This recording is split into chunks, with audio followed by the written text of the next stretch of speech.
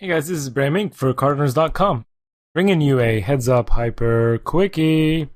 And we're actually going to be continuing a session I just did in a full video, which hopefully is actually going to be posted before the quickie video. But if not, that's okay. They're still going to be independent because heads up hypers are so quick and fluid and constantly changing. Anyways, it kind of doesn't matter. They could be just as much independent as continuous.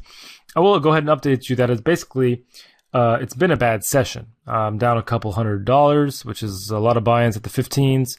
And yeah, I'm running bad, but I'm also making some mistakes. I have to admit, I've played better in my day. And so the focus of this video, we really want to obviously talk about regular stuff, standard plays, ranges and different dynamics that come up.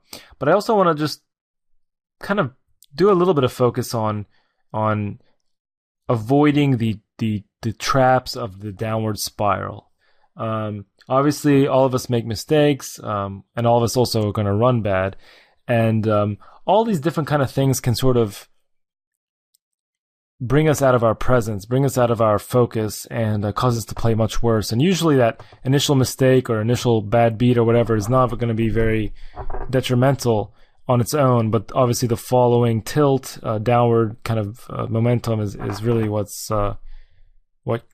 can kill a tournament or can kill your long-term ROI if it happens a lot. So really want to pretend like this is us playing and that we're in this moment and really trying to battle the evils of how we're running. We've kind of been having a longish series against both of these two players, so we're starting to build up a little bit of history, which is actually pretty good. I think that'll give us a bit more interesting spots to deal with.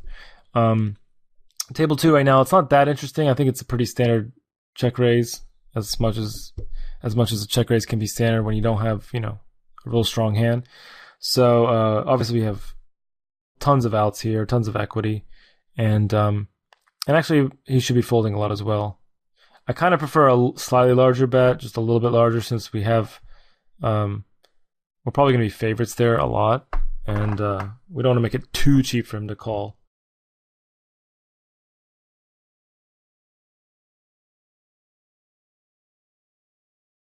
Another relatively reasonable check raise spot on table 2.